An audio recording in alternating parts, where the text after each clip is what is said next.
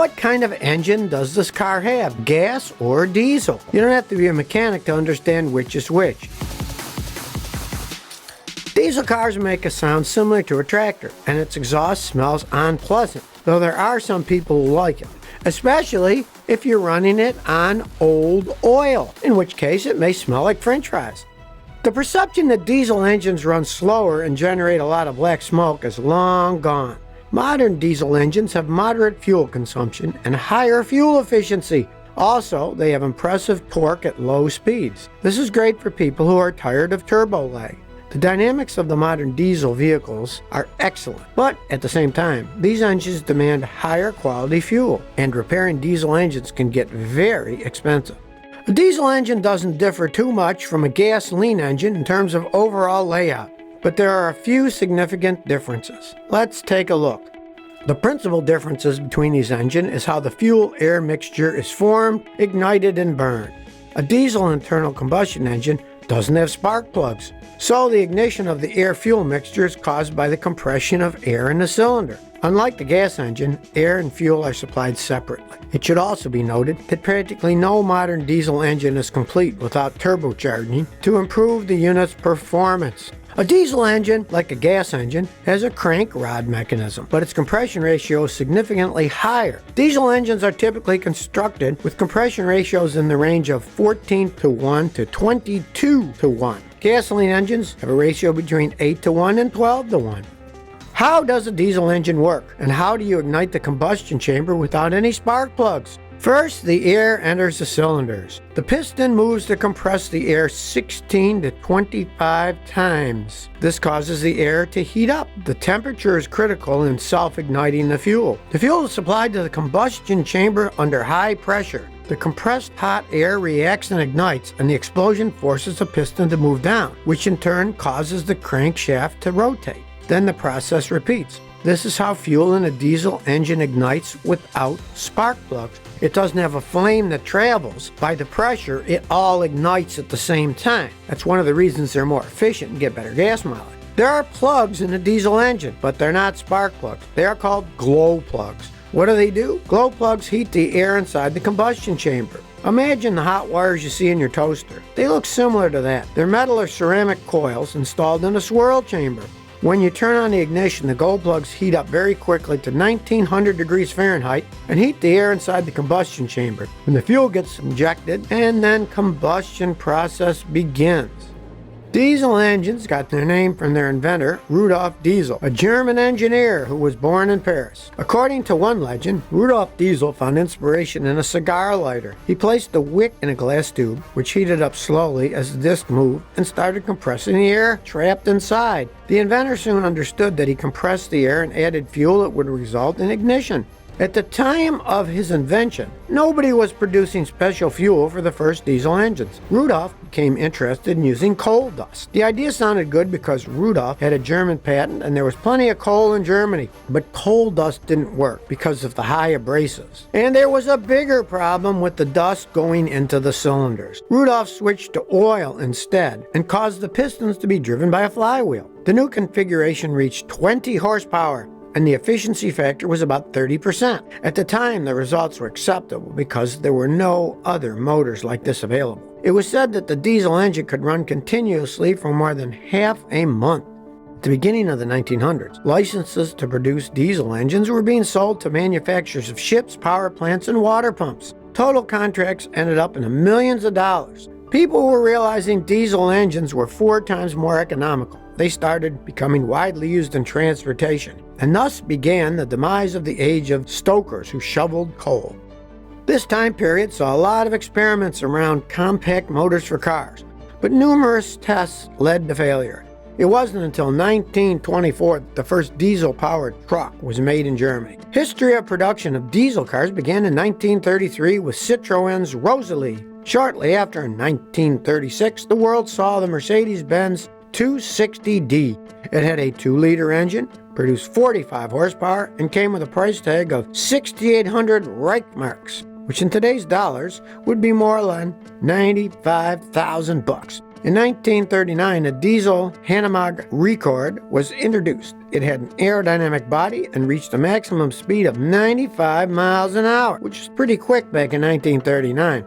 70 years later, the Germans were still experimenting with diesel engines and getting good results.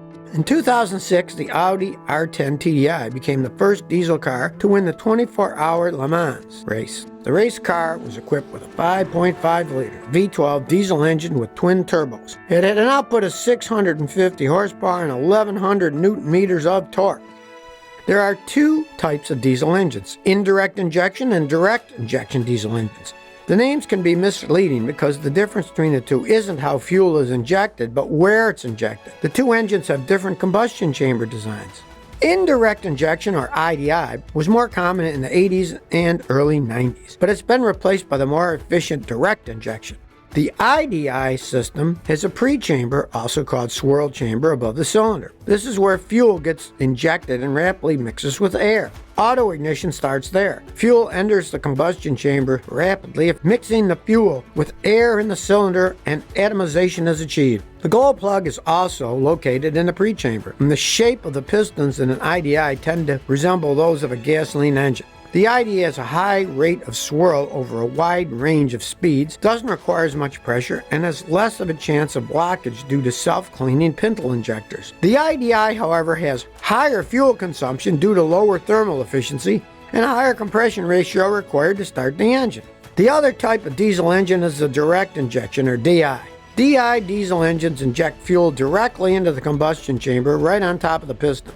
DI engines operate at higher injection pressures, so these engines don't need a pre-chamber to ensure proper diffusion of fuel into air. Direct injection diesel engines operate at a much higher level of efficiency with significantly lower emissions and greater performance. They're also cheaper to build. That's why most modern automotive diesel engine designs are based on the direct injection system. So which should you choose, diesel or gasoline? Cars that run on gas are more dynamic. They're typically cheaper than diesel cars because gas engines are simpler and cheaper to build compared to diesel engines. Gasoline engines aren't as noisy, and they don't face problems with fuel ignition during winter that you can have with diesel cars. If you were to compare gasoline versus diesel cars can achieve maximum torque at the first few seconds of ignition. Diesel provides more torque than gasoline does. This allows for better acceleration. It's not difficult for a diesel car to get going after idling or from low RPM, but gas cars can stall by comparison. Diesel cars don't have turbo lag, which is useful when you need that power boost to pass the car on the road quickly.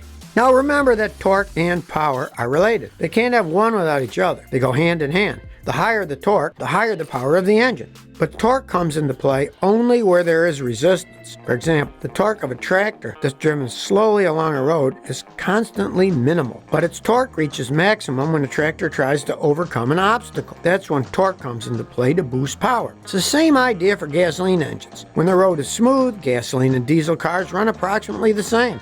When going uphill or overcoming an obstacle, diesel engine's torque can increase to its max, so the diesel car is able to push ahead with strength. But what about the gasoline car? When the gas car reaches a higher speed naturally, it can also overcome the obstacle, but not as fast. So the difference is that diesel engine gets more power quicker than a regular gasoline engine can. Another thing to consider is that diesel engines require you to change oil more often. Tests show that diesel cars are very reliable. Many of the engine parts must be made strong and durable to handle high compression, and this in turn makes diesel engines heavier in weight and higher in cost.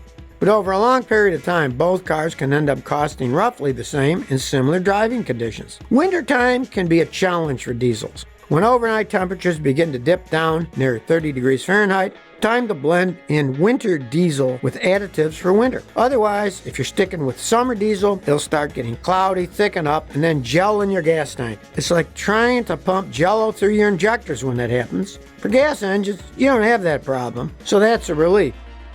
So there are various advantages and disadvantages for both types of engines. Any engine from a good car manufacturer or brand will serve you a long time in general.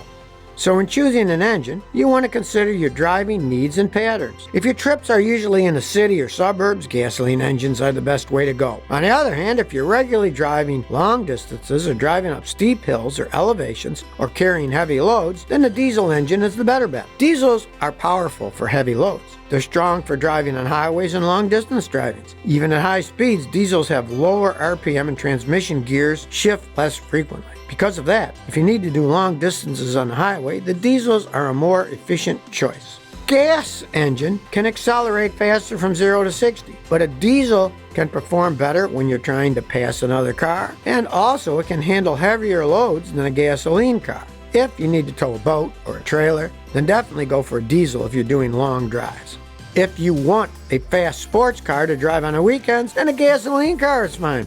Anything between those scenarios, you have room to choose whichever engine you prefer.